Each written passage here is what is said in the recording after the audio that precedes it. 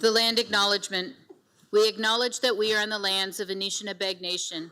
This spot where we gather is the traditional land of the Three Fires Confederacy, the Ottawa, Potawatomi, and Ojibwe. We also recognize that this land is now home to the Delaware Nation. This land was settled through the McKee Purchase Treaty of 1790, and we, as beneficiaries of the treaty, must recognize our responsibilities, including our collective responsibilities to the land and water. Mr. Mayor, we do not have a supplementary agenda this evening. Rules of decorum at a council meeting. The municipality of Chatham-Kent supports open meetings that welcome debate of public policy issues in an atmosphere of inclusiveness, integrity, civility, fairness, and respect for differing points of view. Anyone conducting themselves in a way that disturbs, disrupts, or impedes the orderly conduct of the meeting, interrupts or makes derogatory statements, or hate speech, defamatory comments about councillors, staff, speakers, or fellow members of the public may result in removal from the premises. This also applies to deputations. We ask that you do not approach members of council if they are seated in their council seats. The public, unless invited, is not permitted to come into the gated horseshoe area. The use of posters, signage, and literature is also prohibited. Mr. Mayor, we have 3 pecuniary interests disclosed this evening. The first one is Councillor Crew on item 19A, Canada Mortgage and Housing Corporation Affordable Housing Fund, Repair and Renewal. And Councillor Wright and Councillor Hall with regards to item 20A, the 2024 record of payment to council-owned vendors. We'll now move over to the planning portion of the meeting.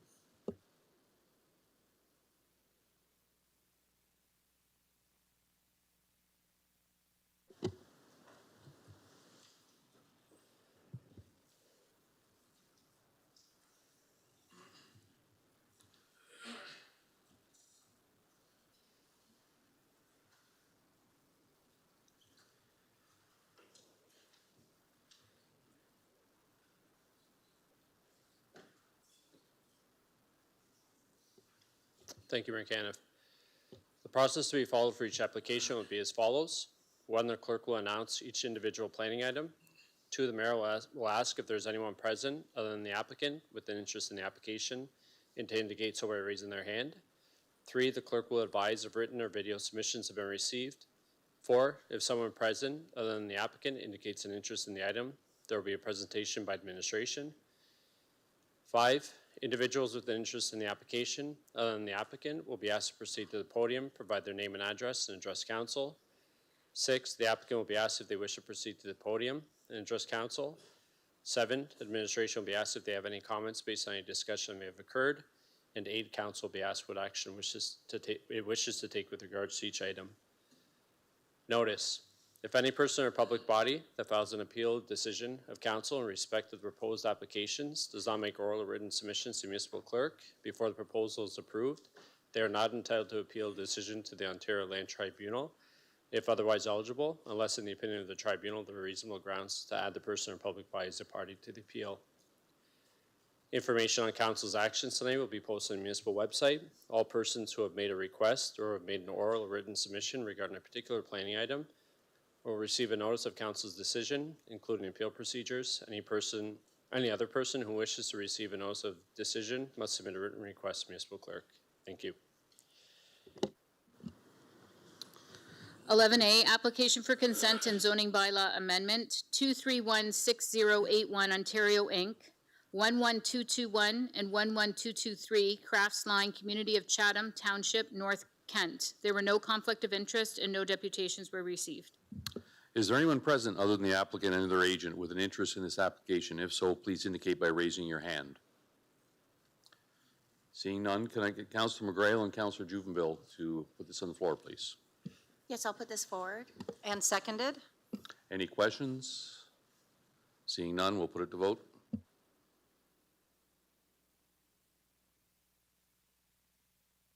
All votes are in. Motion passes 15-0. 11B, application for consent and zoning bylaw amendment, Daniel and Ann Wright, 30079 Peter Road, Community of Zone, East Kent. No conflict of interest and no deputations were received. Is there anyone present other than the applicant and or their agent with an interest in this application? If so, please indicate by raising your hand. Seeing none, I understand that the applicant would like to make a presentation? No, that's fine. Perfect, okay. Councillor Wright and Councillor McDonald, can I get you to move it, please?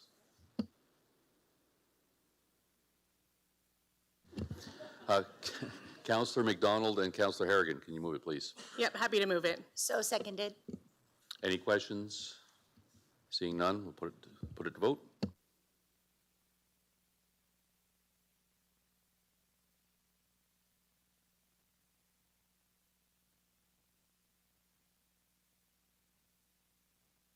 All votes are in. Motion passes 15-0. 11C, applications for consent and zoning bylaw amendment. Mackenzie DeBoer, 8693 Cundall Line, Community of Harwich, South Kent. There were no conflicts of interest and no deputations were received. Is there anyone present other than the applicant and or the agent with an interest in this application? If so, please indicate by raising your hand. Seeing none, Councillor Sakachi and Councillor Doyle, can I get you to move this, please? Happy to move it, Mayor Caniff. I'll second that. Any questions? Seeing none, we'll put it to vote.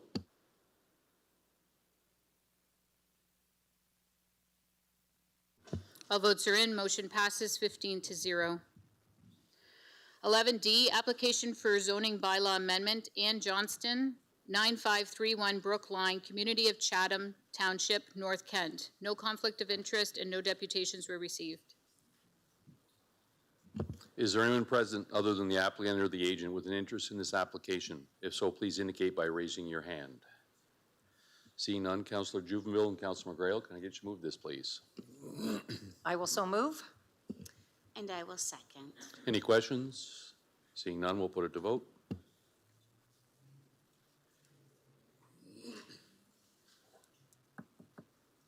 All votes are in. Motion passes 15-0. 11E, application for consent and zoning bylaw amendment. Susan Manick, Judith Glover, and Sandra Zavitz, 27242 McLeod Creek Road and 764 Mud Creek Line, Community of Dover, North Kent. There were no conflict of interest and no deputations received.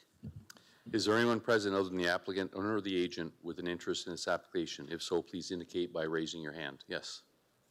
Would you like to say something? Yeah, come forward, yep. Mm-hmm.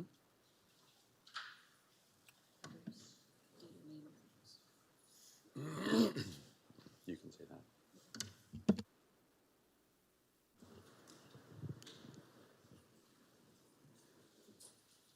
Ma'am, when you come forward, if you can state your name and address, and you'll have 5 minutes to address council. Thank you. Good evening, Mayor and Councillor. Can you hear me okay? It's a little hard to hear back there at first, but I'm getting used to it. My name is Heather Dunlop, and my mother is Margaret Dunlop. She's 90 years old, so I'm representing her tonight, and I have her consent form here. So we're concerned, or she is concerned about the fact that the severage is going to happen. My mother lives directly across the street, so we are not told in this notice what the property is going to be used for. We're very familiar with that property because we've lived there for, gosh, over 100 years. Is there any way to know what's going to happen? Or how would I find out?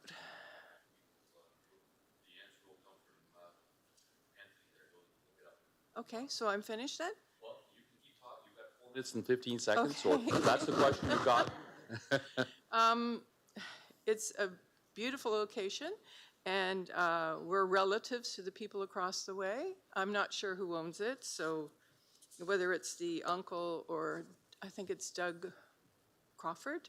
So we've lived there, as I said, the family's been there for over 100 years, I think is what our term is, Century Farm.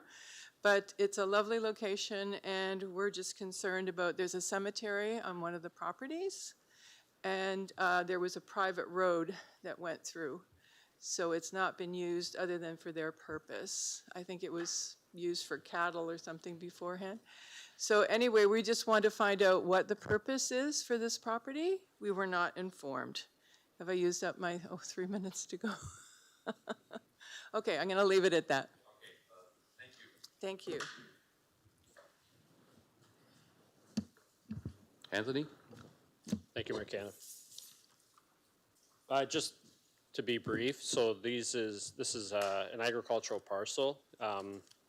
It formerly comprised of 3 parcels of agricultural land. I believe that it's over 200 acres in total area, and the application is really to reestablish the 3 agricultural parcels, so there's no expected change of land use or anything like that associated with the application. That's the basics of it. The cemetery will remain on one of the retained parcels, won't be affected by this application. Council, do you have any questions for administration? If so, Councillor C. McGregor? Thank you. So, and I can see that maybe Ms. Dunlop is having a hard time hearing back there. So I just want to reiterate that really it is going to be retained in exactly what it's being used for right now in 3 agricultural parcels. Okay? Thanks. Councillor McGrail and Councillor Jumeville, can I get you to put this on the floor, please? Sure, I'll put on the floor. And seconded? Any questions? Seeing none, we'll put it to vote.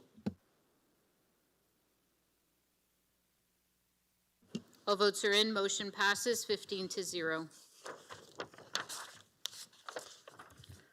11F, application for consent and zoning bylaw amendment. Charlene Chalmers, Deborah Long, Mary Lynn Saliga, and Margaret Saliga, 11891 Beechwood Line, Community of Howard, East Kent. No conflicts of interest and no deputations were received. Is there anyone present other than the applicant and or the agent with an interest in this application? If so, please indicate by raising your hand. Seeing none, Councillor McDonald and Councillor Harrigan, can I get you to put this on the floor, please? Yes, I'll move the recommendations. And I will second them. Any questions? Seeing none, we'll put it to vote. All votes are in. Motion passes 15-0. 11G, application for zoning bylaw amendment, 1831467, Alberta Limited, 18288, Kentbridge Road, Community of Harwich, South Kent. There were no deputations, there were no conflict of interest, and we have received 1 deputation, Mr. Brian Sterling. If you'd like to come forward. And just a reminder too, you have 5 minutes and the timer will be on the screen.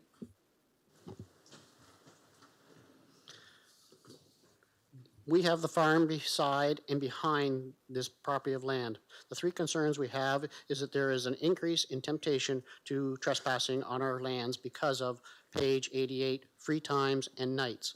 People stay in a longer time, lines seem to wander because of boredom or because they wish to get away from the time where they can be alone. We have property that has many dangers on it. And we understand in the areas of water, long grass, it gives you ticks, snakes, snapping turtles, farm equipment, and a lot of people do not understand that these occur. Thus, we do not wish to be liable for their wealth or for their health. Thus, trespassing is a big issue. Then, because of trespassing, there's also an increase in theft into the area because people most likely using and needing this center look for money in means of forms of cash items.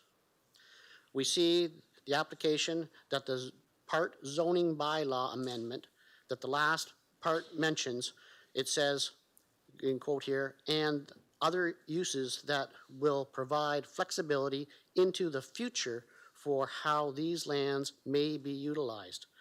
This line, I don't really understand it, and it's the thought of flexibility to be removed is things that has changed back to, if you want to change it, go back to zoning and change it. So I say this cannot be, and for council to pass this type of idea, it cannot leave open to do what you wish. For zoning is for what you're supposed to be doing, and we have somewhat control on the taxes and et cetera. Thus, striking this part of the amendment is my best thought for freedom. And then in further asking questions, I find, and I was told that the application of the office is for other business, thus making new postage delivery. does not, I have found out that one does not need to have this because my wife could easily have different deliveries by putting Unit 1, Unit 2 on our same 911 number.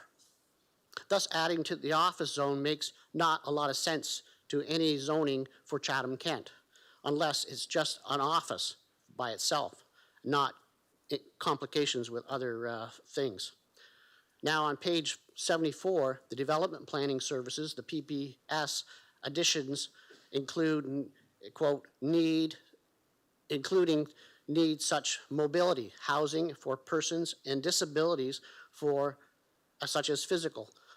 For myself, I do not see that the bed and breakfast or so-called temporary care right that's going to be has the mobility access on 3 floors of the housing of this building. Another part of the question on page 76 is the group home is defined as of 5 to 10 people in single house dwellings, or single house keeping, sorry. Down under the page, the facility is proposed to operate a single housekeeping, the same thing, but it's 15 to 3 staff. I'm confused on the numbers.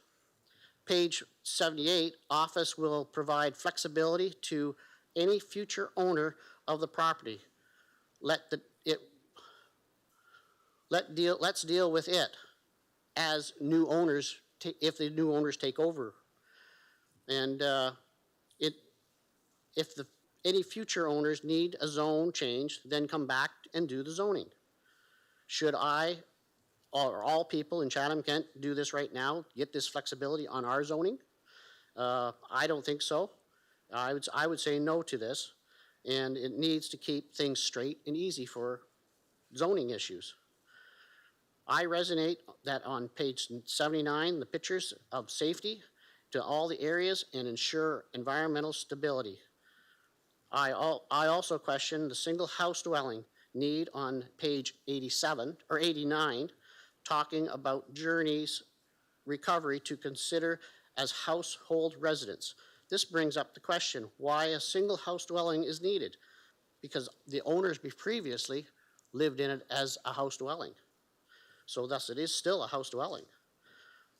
Thus the maximum the council should be looking at is the temporary care facility. Forget about the other parts.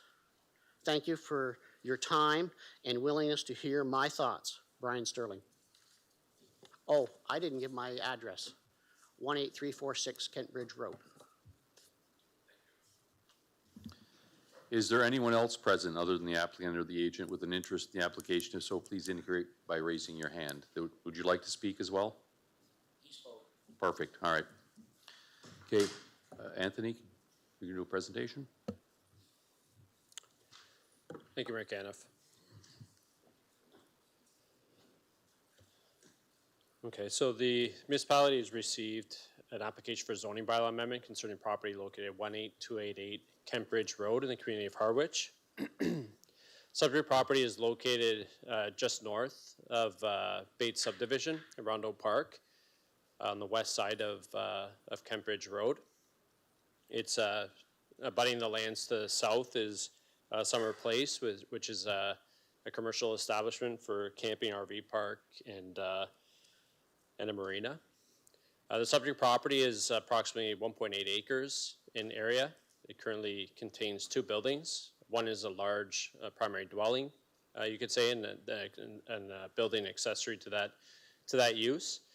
The property is most known for its past use, which has been a bed and breakfast establishment since approximately the 1990s when it was first established.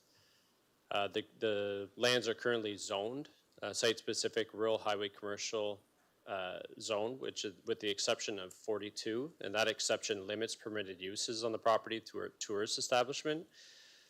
This zoning was put into place prior to amalgamation, and the bed and breakfast use falls under the definition of a tourist establishment.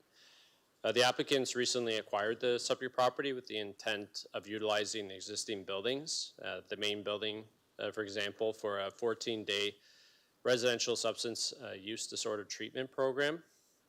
This facility will be able to house up to 15 residents, and it'll have 2 full-time staff and 1 part-time staff.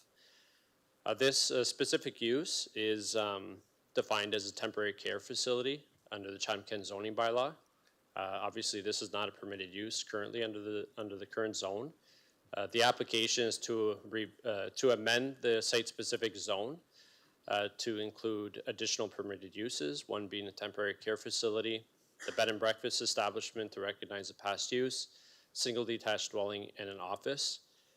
These additional uses are, as the gentleman said, to provide some flexibility, but also in terms of the use of the property, but also to be used in conjunction if needed with the temporary care facility use.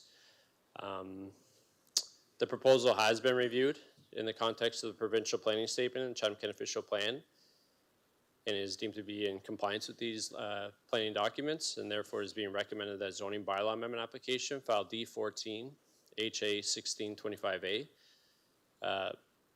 concerning the lands known as 18288 Kent Bridge Road in part of Lot 24 broken from concession in community of Harwich to amend the site-specific rural highway commercial 42 zone to add the following as additional permitted uses: bed and breakfast establishment, single detached dwelling, temporary care facility, and office be approved, and the implementing bylaw be adopted. Thank you. Mr. French, would you like to say anything prior to me opening up for council questions?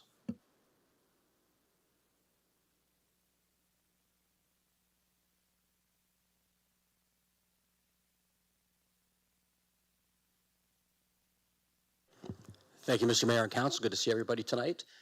Thank you, Anthony, for the report. We concur entirely with the recommendations of it. I do appreciate Mr. Sterling's concerns, and I would note that the applicants have had an opportunity to speak with the immediate neighbors. Following a council meeting last month where we were asked to hold a public meeting after the fact, I took that to heart. And I did reach out to the applicants and municipality. In this case, there were only 2 names on the notification list aside from the Conservation Authority across the road. So the applicants, again, did have an opportunity to meet with the neighbors and provide what was being proposed. Now, I guess, again, I appreciate the concerns. Everybody's concerned with theft and trespassing. But I would respectfully suggest that those issues exist throughout Chatham-Kent today, regardless of what the uses are nearby or where they're located. And the applicants want to be good neighbors. The treatment facility program is very structured. There is free time. However, the residents will not have an opportunity to come and go as they please. So I would suggest that those concerns are moot at this point.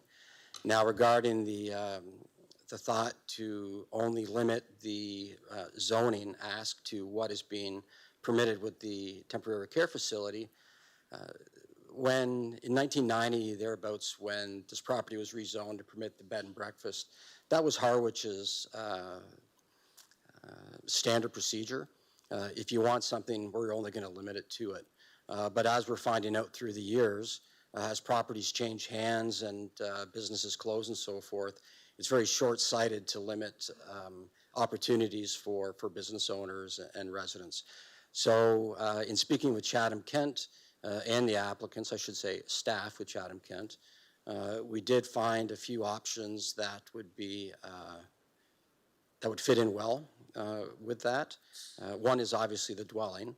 As Mr. Sterling said, the residence was used as a dwelling in the past. We're simply asking to recognize that use now. The office will allow the applicants to carry on their own businesses. One is a consultant who often works in the Western provinces, as well as Ms. Redmond, who also has an opportunity to operate a private consulting practice dealing with addiction supports out of the building. So again, I would respectfully suggest that the asks are reasonable and fully appropriate in this case. If you have any questions, I'd be happy to answer. Councillor Doyle, you had a question? Thank you, Mayor. I don't know who these would go to. Can I direct these at anybody at this point, or is this just? Okay. I've got 3 questions and then a possible small amendment. First off, I would like to say I'm definitely not against the use of the building, the transitional housing, especially coming from the Journey Recovery Home. That was actually one of the few places that I've seen where it was, we had deputations in here and that had already been operating, and the deputations that were in here were in full support of it, and they said they felt it made their neighborhood safer. So to me, the track record there of how they operate a building, get flying colors, passes with flying colors. So no issues there for me. Just to ask a couple points. So just because when you look at the bird's eye view, there is a pond directly behind there. So no matter who's there could be possible liability issues. So I guess just a question: who would be responsible for the liability should someone leave that property and say go into the pond and get hurt? I don't know if that's a lawyer question or who would be responsible in that situation, or is that based on the scenario? Through the mayor to Councillor Doyle, I'm definitely not a lawyer, and I'm thankful for that at times. You know, I would say that everybody is responsible for you know, what they do and where they go. I do know that the applicants, Alan and Gail, have actually installed a fence around the perimeter of the property in the rear. Not to keep people in, but to keep their dogs in.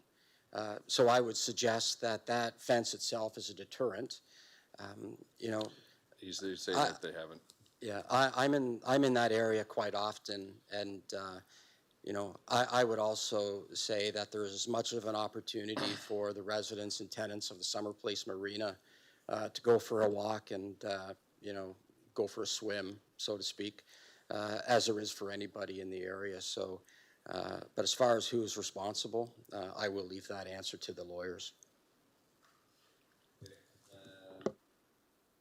Sorry, so will there be, just from what Brian was saying in his deputation with the 2 locations, will there be 2 911 locations at this address now, or will it be like a Unit 1, Unit 2 kind of thing? Through the mayor, Councillor Doyle, in our discussions with Chatham-Kent, there's been no indication that a new 911 number would have to be assigned. But I would defer to emergency services on that. Okay. Would that be accurate? They haven't asked for a second 911 number? I don't think. Yeah, okay. And then, so if the pond, say it ever does become an issue, do you think the applicants would ever be on board with saying something along the lines of, we catch you in the pond, you're kicked out of the program, kind of thing, if there becomes liability issues there? I would say that the rules for admittance and taking part in the program are very strict. I don't know if it's appropriate to have a line item requiring people to stay out of the pond. But again, if that's something that you know, would appease people, we can definitely have the applicants work with the neighbors to try to come up with something to deter the residents. I think that would be probably a good idea, just because coming from insurance background with liability all the time, that's something I thought about just from looking at the bird's eye view without even thinking about who was going to be there. So that would probably be a good conversation to have with the applicant and the neighbors. And then lastly, for the amendment, I would like to amend the zoning. So for D, where it says office, could we amend that to say an office located in an existing building? So that way, just in talking to planning with it says office, that would give them the ability to basically build a brand new building and have a new office if the new, like, and I'm not talking about these owners, I'm talking about if they want to sell it to somebody else, that permits kind of more uses than what is already there. So would that would that be something that we could amend and say, I don't know who would take that, but office in existing building? If I may, Mr. Mayor, through Councillor Doyle. That won't harm at all the current proposal. I just will add, though, that, you know, any construction on the property, being a commercially zoned property, would be subject to site plan control. And that is to ensure that any development is appropriate and done according to the bylaws. So, yeah. So so to clarify, are you okay with us adding that in? And Anthony, I just couldn't clarify before we make any additions here. Obviously and respectfully to all of council and yourself, Mr. Mayor, we would like that to be left off. Okay. Okay. But Okay.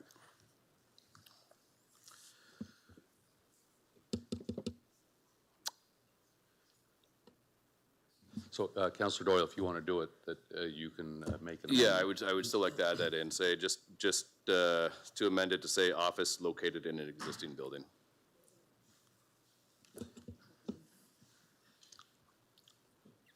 Anthony, can you comment on that? Thank you, Mayor Camp. I don't really have any comment. The municipality has no issues with that amendment. And I believe the applicant has stated their position, so. Okay. Okay, would you like any other last comments before we put it on the floor? And Thank you, Mayor Camp. No, I don't think I have anything to add to what was Okay. discussed. Thanks. so Councillor Doyle can put it on the floor, and Councillor Sakachi, will you second that? So just the D's just been amended to located in an existing building? Yes. But then if they were doing site plan approval in the future, they'd still be able to go through the planning process again. Is that correct? Is that what they would have to do if they wanted to, in 10 years, if they wanted to put another office building, they would just have to go to the planning department again? Thank you, Mayor Camp. Yeah, so I think the intent of the amendment is just to sort of restrict the office use to existing development. So in any case that they wanted to expand on that use, then they would have to, they'd have to pursue some form of Planning Act application. Okay, thanks. Okay, so you'll second that? Okay. Any questions? Councillor Harrigan. Thank you. It's a quasi-question, quasi-comment about the office located in an existing building.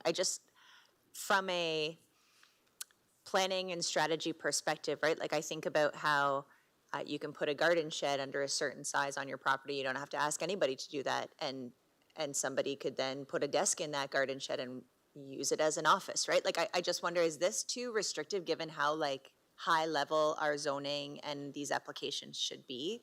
Do we have something like this in other applications where we've restricted just the one category to existing buildings? Thank you, Mayor Caniff.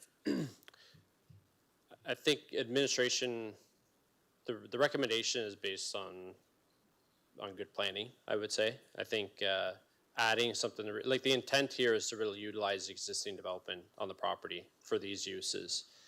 There's been no contemplation, nothing that was brought forward to further develop the property. And I would say if there is a further development, as Mr. French suggested, like a large scale development, then that would trigger a site plan control application through the municipality where we look at the development holistically and how it's going to be situated on the property and serviced and those things. But if we didn't have comma located in an existing building, would there not still have to be some site planning? Like if a new big building, there would need to be building permits and you'd have to look at, right? Like there would still be a process for that. Yeah, it would as well. It would depend on the scale of the development. So, I mean, technically, somebody can have an accessory building or structure a certain size. It didn't require anything from a planning perspective, and then after so much time, it converted into an office type use. But again, to bring it back to the intent of the application, this is a very minor sort of office that's intended for the site. The location would suggest that it's not going to be turned into something like a grand scale of an office building. It's really just more of a domestic office use. So the applicant can continue their consulting operations from the premises. So I'm not sure if that fully answers it, but.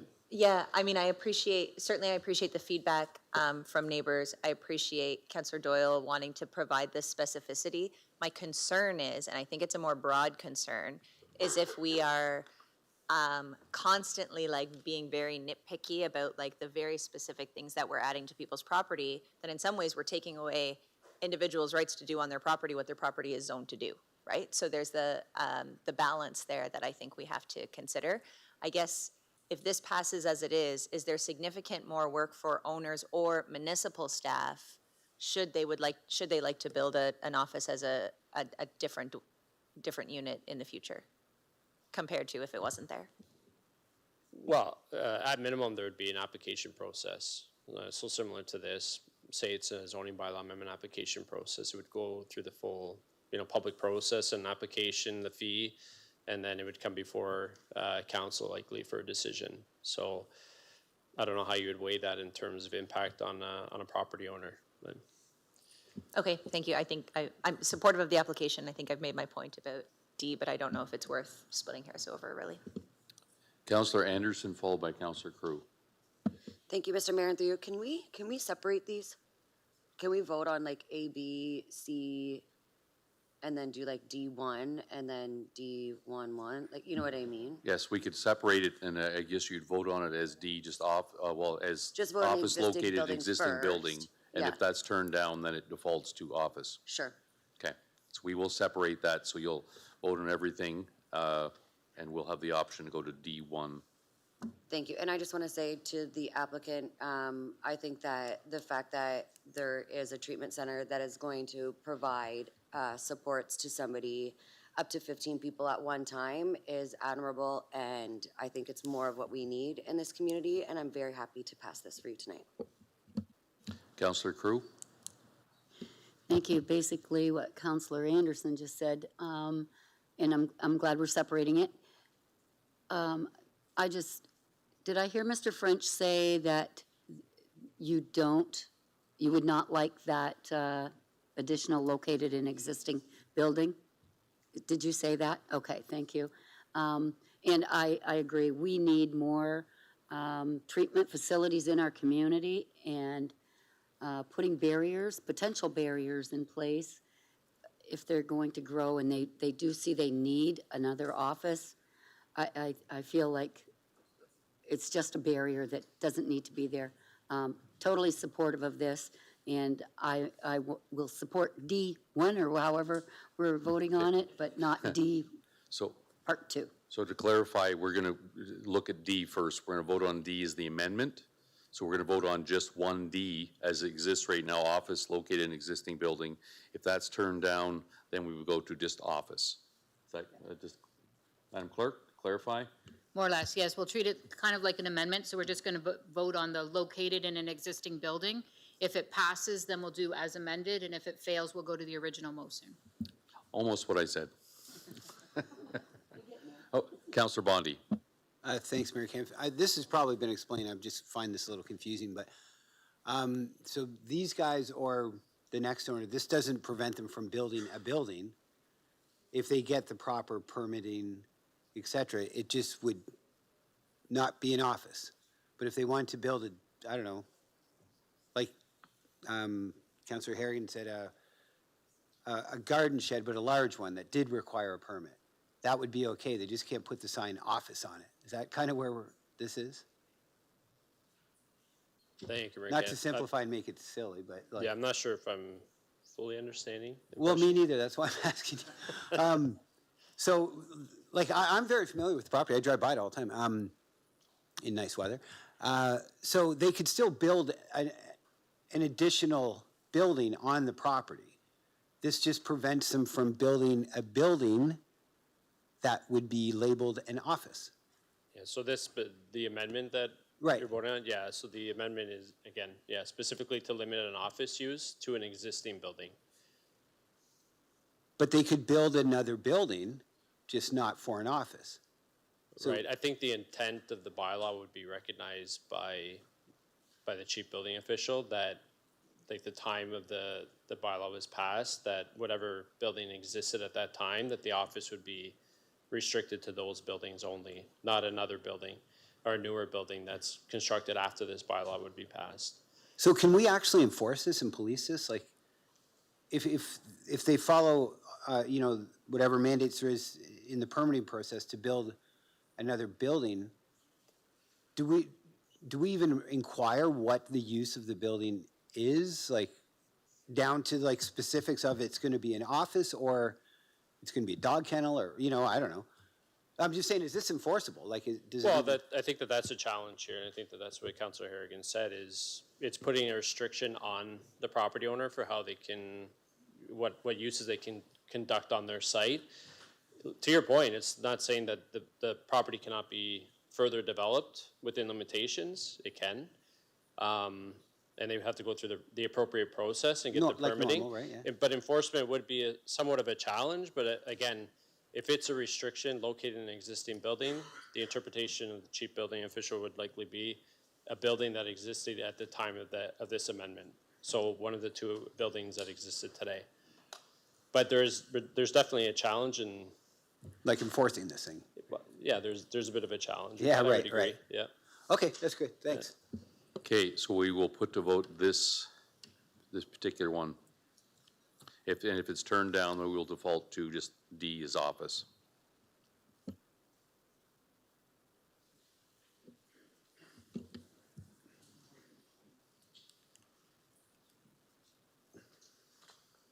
All votes are in. Motion fails 3-12.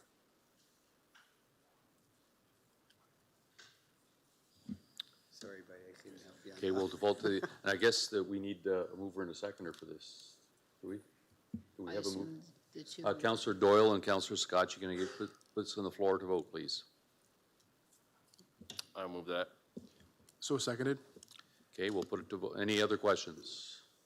Seeing none, we'll put it to vote.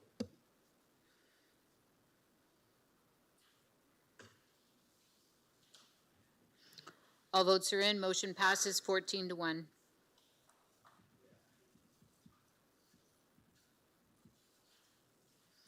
And 11H, application for zoning bylaw amendment, Greenfield Buildings, Inc., 515 Park Ave East, Community of Chatham City. No conflict of interest and no deputations were received. Is there anyone present other than the applicant and or the agent with an interest in this application? If so, please indicate by raising your hand. Seeing none, Councillor Crew and Councillor Allen, can I get you to put this on the floor, please? So moved. Happy to second. Any questions? Oh, sorry. Yes, would you like to speak?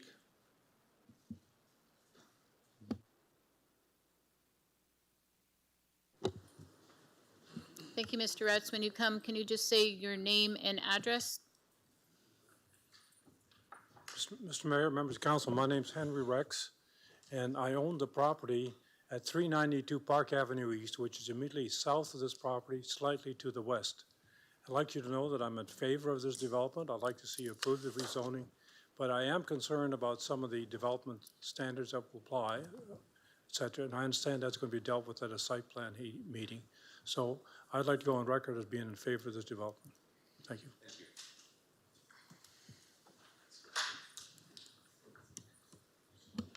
Any other questions? We'll put it to vote then.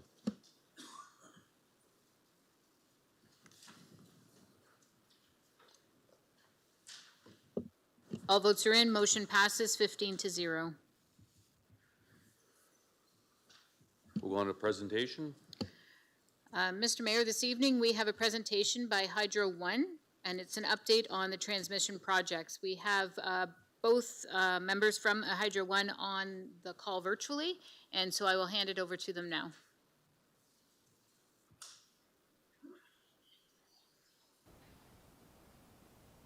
Perfect. And just to let you know, we can see and hear you just fine.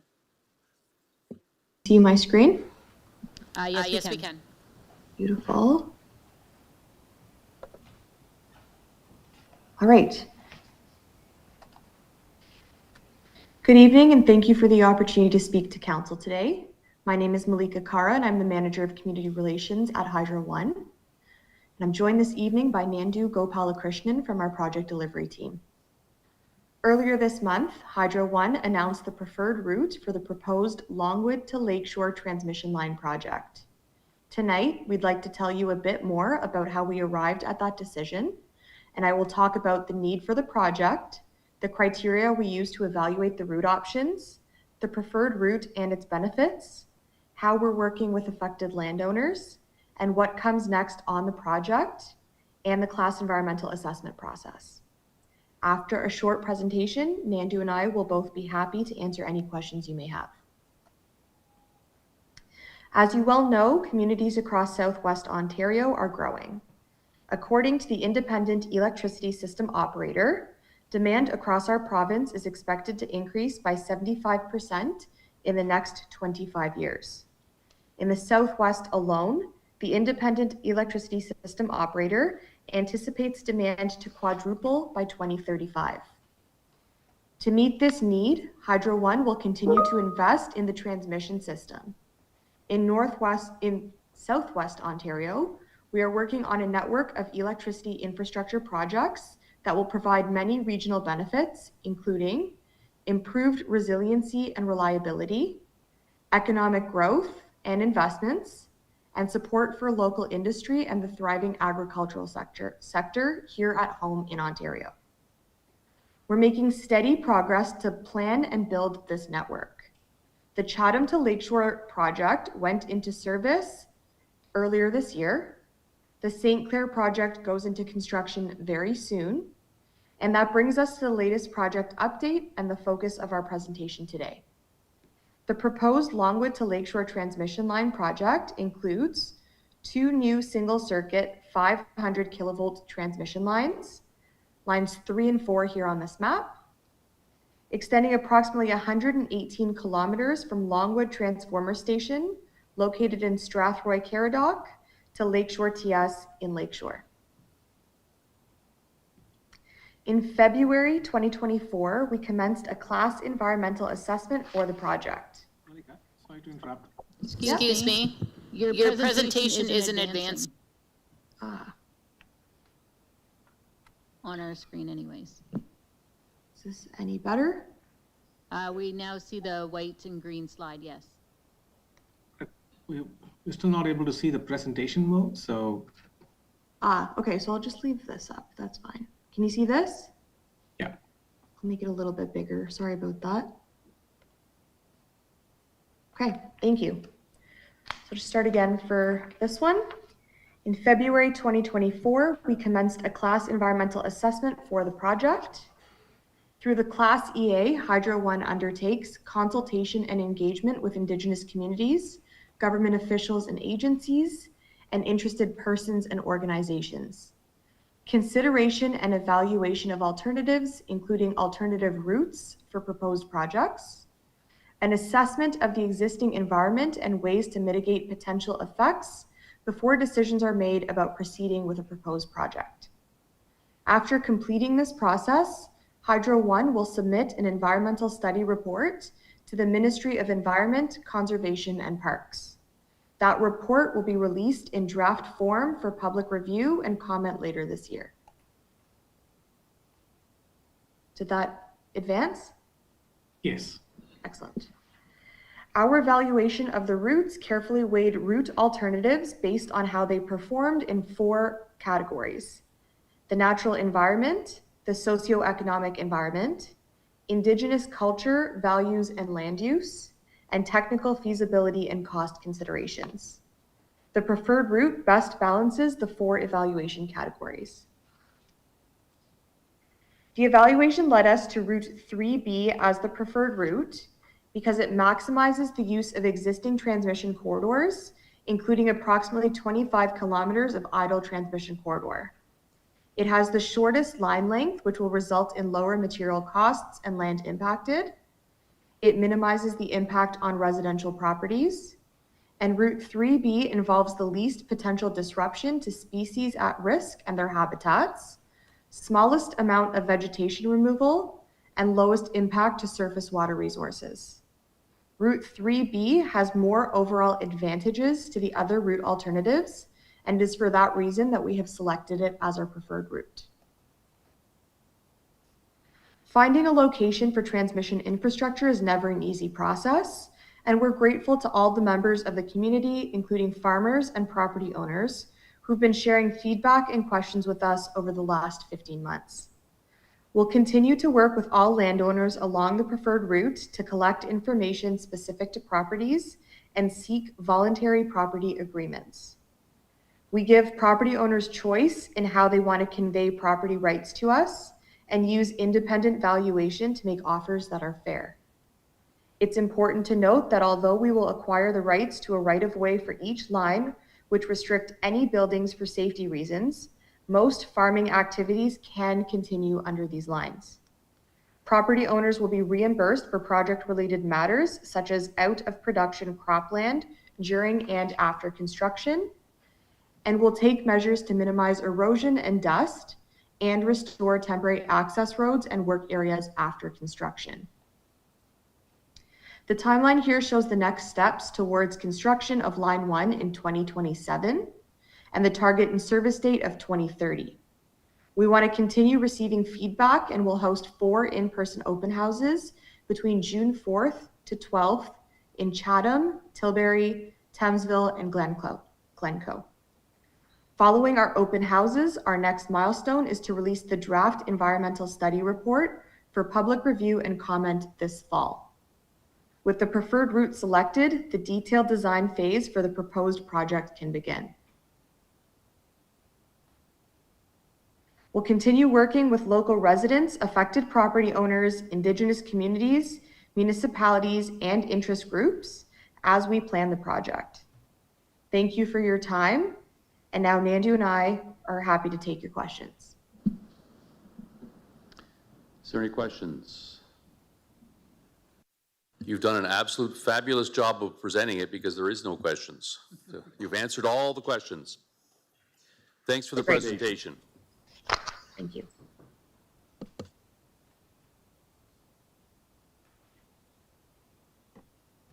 One deputations. Yes, thank you, Mr. Mayor. We have one deputation this evening. It is with regards to item 21B, request for a Canada Post mailing place name for Mitchell's Bay. Mr. Dave Smith from the Mitchell's Bay Association. Dave, please come forward, and I just remind you, you have 5 minutes.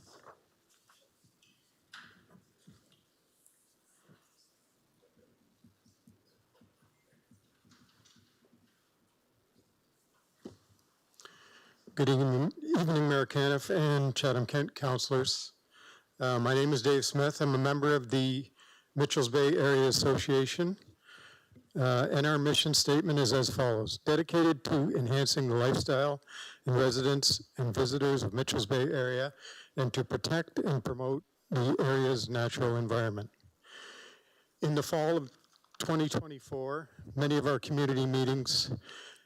after many community meetings over the last 5 years, the MBA, working with the municipality and Canada Post, initiated a petition to request a change in the current postal code of NOP 1LO, Dover Center, to a postal code specific to Mitchell's Bay and specified area. Members of the association, better known as Mitchell's Bay Area Postal Code Subcommittee, went door to door discussing the issues with residents and provided the following rationale for the change. Improved accessibility of the community to emergency services like EMS, reducing the time from call to the time families receive potentially life-saving care. Improved accuracy of navigation services like Google Maps for out-of-town friends, families, and community visitors. Clearing up the confusion when applying for renewing driver's license, health card, passports, registering at hospitals and many government agencies. Reducing address confusion to mail delivery and service providers, UPS, FedEx, Purolator. Fortifying the sense of community for our residents. 98%, 163 residents signed the petition in favor of requesting an individual postal code for Mitchell's Bay and documented area. Only 3 residents were opposed to this change. As an association, we realize that this change will necessitate some work on behalf of the residents affected by the change, and we have offered to aid those residents who will need assistance in this process. The association would like to thank you for your support in this critical initiative.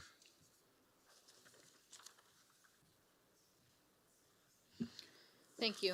We'll now move on to the consent agenda. The following reports have been pulled by council to have discussion and separate voting. Those items are 15C, the Drainage Board recommendation from its meeting held on May 20th, 2025 has been pulled by Councillor McGrail. Item 18C, I would like to mention that Councillor Story has requested that this be withdrawn from a motion, and she will resubmit something at a later date. So this has been removed. And item 21B, request for a Canada Post mailing place name, Mitchell's Bay, has been pulled by Councillor McGrail and Councillor Jubenville. Therefore, the following items will go on the consent agenda to be approved in one motion. Those items are 15A, B, 16A, B, C, item 17A, item 18A, B, 19A, 20A, B, and 21A and C. Councillor Hall and Councillor Allen, can I get you to? Just a point of order first. I have a conflict on 20A. Thank you. We've noted the conflicts and we will list them, but you're welcome to vote now and we'll list it on the minutes as a conflict. Gotcha. Yep, thank Also you. moved, Mayor Kane. Okay, Councillor Allen? Happy to second that. Any questions? Seeing none, we'll put it to vote. All votes are in. Motion passes 15-0. Item 15, Council and Committee of Council minutes. Item 15C, Drainage Board recommendation from its meeting held on May 20th, 2025. Councillor McGrail? Thank you. Through you. Do you want to move it first? Yes, move it. Councillor Jubenville, can I get you second, please? I so second. Great. I do have a couple questions. I wondered if Marissa or Everett? Perfect.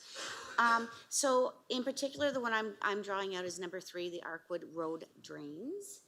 I have had some emails lately in opposition of this.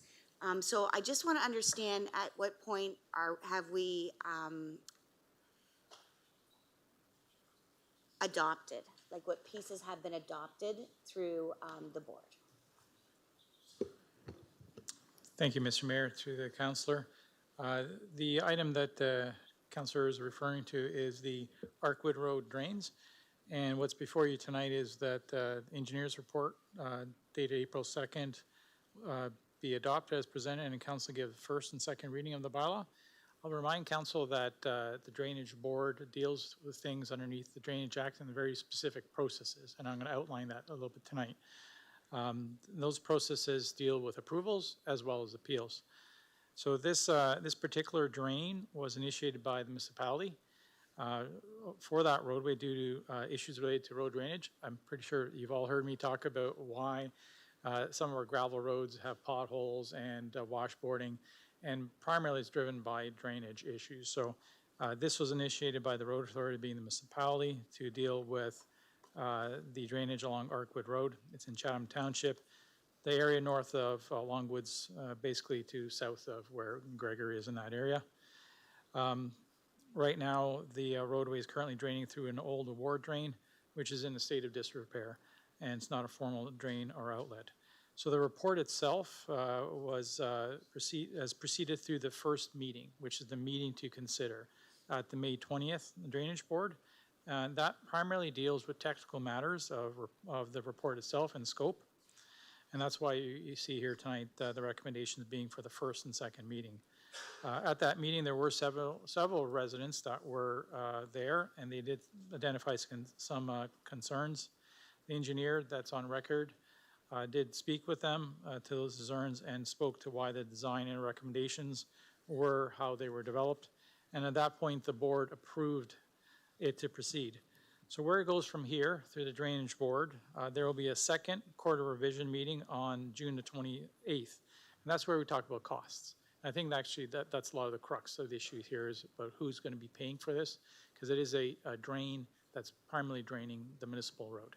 So that will be dealt with at the next meeting. So if the landowners have any concern about costs, they should be attending that to make sure that that's heard. At that point there, the Drainage Board will deal with those costs and come up with a determination. If there are at that point any further concerns, or if someone wishes to appeal, there is an appeal process to go to the Drainage Tribunal. So there is still multiple points of contact with the municipality till this drain is actually appealed or approved. So we're at the beginning. If residents have concerns, I would encourage them to come out to the next meeting and express those concerns, and we can deal with them as best we can. Great, thank you, Edward, for that explanation, and I will be passing that on. Thank you. Any other questions? Seeing none, we'll put it to vote. All votes are in. Motion passes 15-0.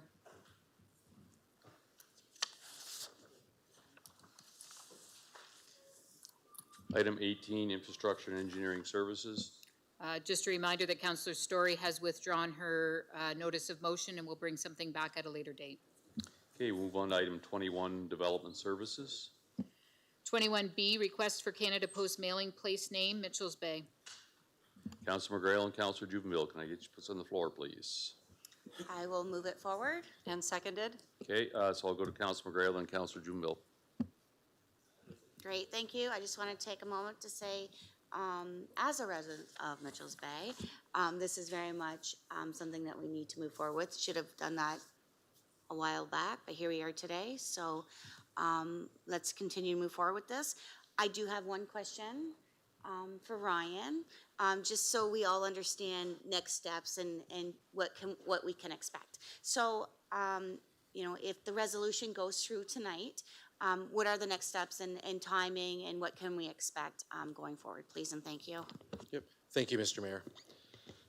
So what's being asked of council tonight is to pass a resolution in support of the Mitchell's Bay Area Association to request the Canada Post to establish Mitchell's Bay as a mailing place name for the purposes of postal services.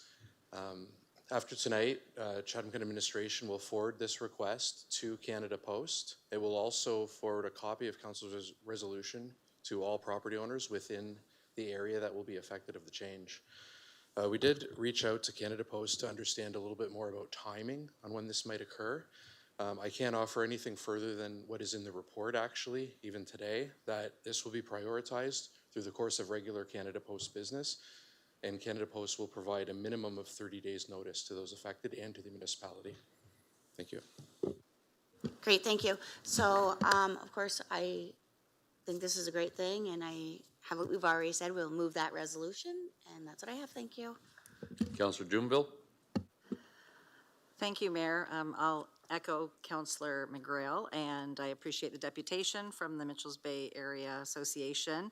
I've been journeying with this group as well, and I think this has been a long time coming by the sounds of it, to have their own postal code. We've heard about their safety concerns, emergency concerns, delivery and mail concerns, navigating concerns, and just being able to give the residents of Mitchell's Bay their own identity. On behalf of the residents of Mitchell's Bay, I appreciate council support on this item. Thank you. Any other questions? Seeing none, we'll put it to vote.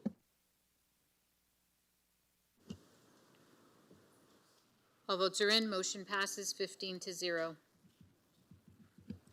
We'll move on to notice of motion. I have two here, Councillor McGrail and Councillor Bondi. Councillor McGrail. Thank you, Mayor Canoff. I'm just gonna get here, one sec. There we go. Okay. I, Councillor McGrail, I don't have the first part of it, sorry. I'm just gonna get right into it. It says, whereas the municipality of Chatham-Kent is dedicated to fostering strong, transparent, and enduring relationships with its constituents through frequent, open, and honest communication. Whereas municipal councillors in Chatham-Kent diligently engaged with their communities, advocating resourcefully and finding solutions both locally and regionally. Whereas, recognizing the significant role that municipal councilors play in uniting communities for the betterment of all, and acknowledging that ward-specific issues and initiatives arise, which necessitate timely communication and media releases from the municipality. Therefore, I make the motion to be discussed and voted on at the June 9th, 2025 council meeting that a policy be established to outline the criteria for including councilors in municipal communications. This policy aims to enhance public trust in our elected officials by promoting transparency in government activities, ensuring accuracy and consistency in information dissemination across all municipal communication channels, and should be returned to council by September 2025. Councillor Bondi. Thank you, Mayor Caniff. I, Councillor Bondi, will move the following motion to be voted and debated upon at the June 9th council meeting. And the motion is that council instruct administration to reinstate the dust suppression program immediately with the goal of having an application completed this calendar year. Thank you. Closed session reports, Councillor Hall. Thank you, Mayor Caniff. I'm just going to read a quick notice that I'm going to start reading at the beginning of this section of the agenda as well, in regards to confidentiality in closed session meetings. Closed session meetings of council are held to discuss sensitive matters such as legal issues, personnel matters, or property negotiations. These sessions are governed by strict confidentiality to protect the interests of the municipality and individuals involved. Council members and staff are legally and ethically bound to maintain discretion, and any disclosure of information discussed in closed session may result in penalties or legal consequences. So, closed session report for Monday, May 12th, 2025. Council received information on advice that is subject to solicitor-client privilege, including communications necessary for that purpose with regard to CK Community Hub procurement process, Section 239(2)F of the Municipal Act. And Council received information on litigation, including matters before administrative tribunals affecting the municipality with regard to Ontario Land Tribunal Appeal, 50 Indian Creek Road, West Chatham, Section 239(2)E of the Municipal Act. And closed session report from Monday, May 26, 2025. Council directed administration on litigation, including matters before administrative tribunals affecting the municipality with regard to Ontario Land Tribunal Appeal, 50 Indian Creek Road, West Chatham, Section 239(2)E of the Municipal Act. And Council received training on evacuation training, Section 239(3.1) of the Municipal Act. And Mayor Caniff, I so move. Councillor B. McGregor, can you second it, please? So seconded. Any questions? Seeing none, we'll put it to vote.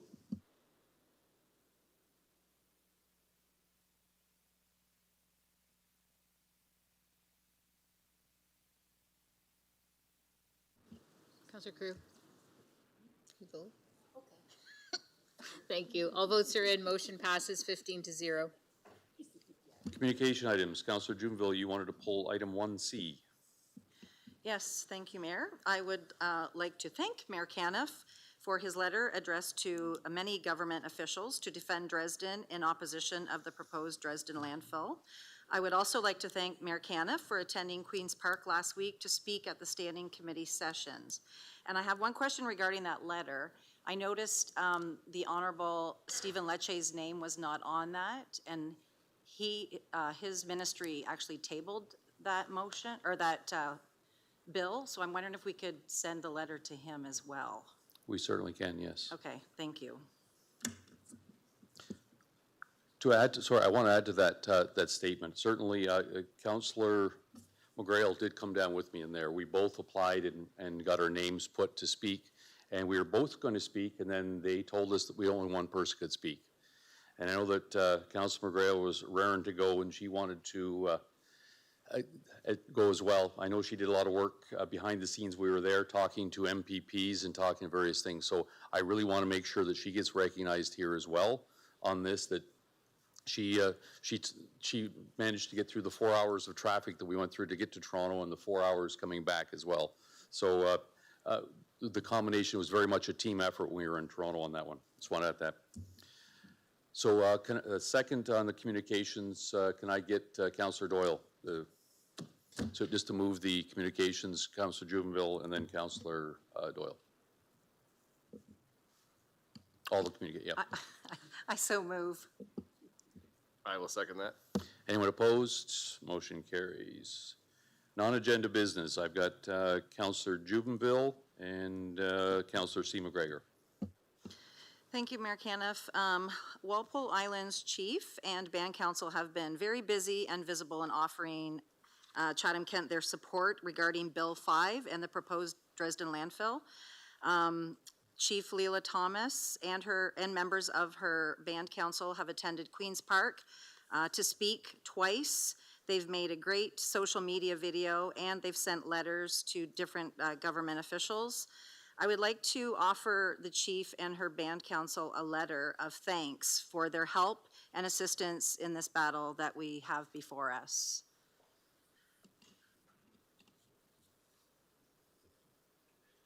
So there's a, do you have the letter, or do you want me to read it, or? Yes, we'll get. Okay, just a second. That the mayor's office, on behalf of Chatham-Kent Council, send an acknowledgement and thank you to Chief Thomas and the Walpole Island First Nation Council for all the work they have done in helping our community thus far with regard to Bill 5 and the Dresden concerns. Councilor McGrail, can I second that, please? Most definitely. Anyone opposed to that motion? Motion carries. Councillor C. McGregor. And thank you through the mayor, and it's going to be a common theme here because actually I just wanted to thank you and Councillor McGrail for taking the time to go down to Toronto to speak to the legislature and to bring council's thoughts and the community's thoughts to the legislature so that there's some understanding of the feeling and the depth of the impact that this is happening on the community. So really, not to stretch it anymore, I just wanted to thank yourself and Councillor McGrail for taking the time out to go down and do that for us. Thank you. Anyone else, non-agenda business? I did have one other item.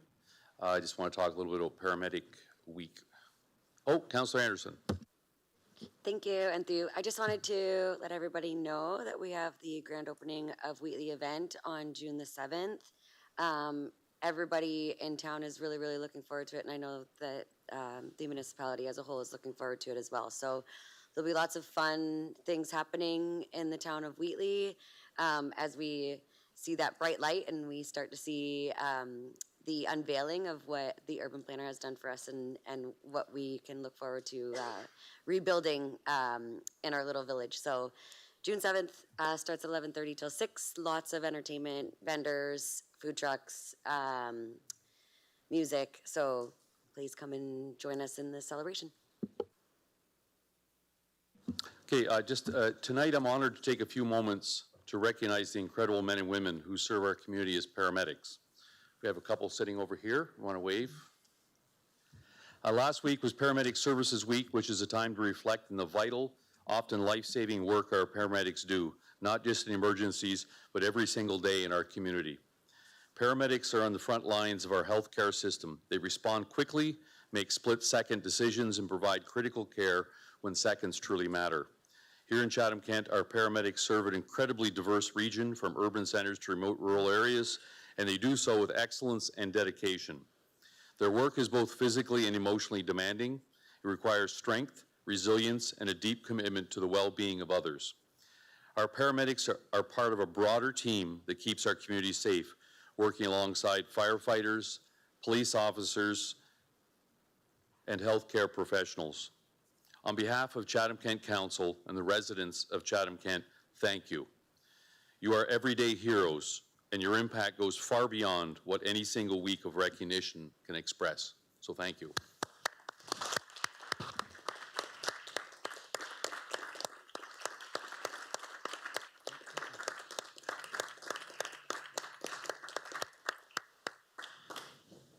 Didn't realize you get a standing ovation, did you?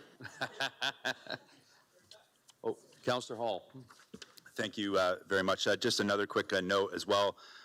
Just to invite all council and the community to the Sydenham Challenge Dragon Boat Festival, which is taking place in Wallaceburg on Saturday, June 7th. If you haven't checked it out before, it's definitely fun to come see. It's all along the Sydenham River, right downtown Wallaceburg. Racing starts at 8 o'clock. Just head over to the Legion and you'll have a fun day that day, I guarantee. And Carmen's going to be working the bar, so she asked me to say that as well. Thank you. Councilor McGrail. Thank you. Quick note that PAR, so Pet and Wildlife Rescue, is going to be hosting a microchip clinic June 8th, 4 to 8.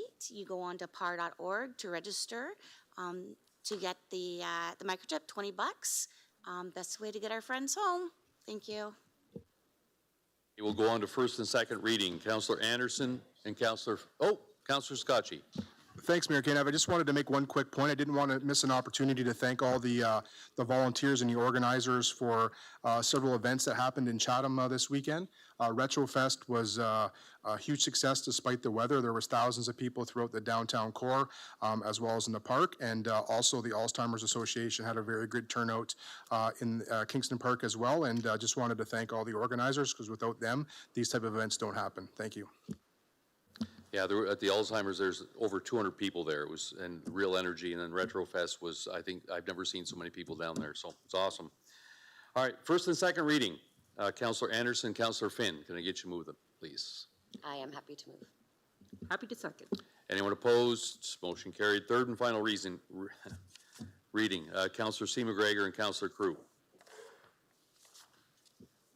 Happy to move. Second. Anyone opposed? Motion carried. Resolution of council. Councilor Hall and then Councilor Bondi, can I each wrap it up? Thank you, Mayor Caniff. I move that Chatham-Kent Council adjourn to its next meeting to be held on Monday, June 9th, 2025, and that Chatham-Kent Council authorize itself to meet in closed session on that day to discuss any matters permitted by the Municipal Act. And happily seconded at 7:18. All right. Anyone objecting to leaving the building? All right. Thanks, everyone.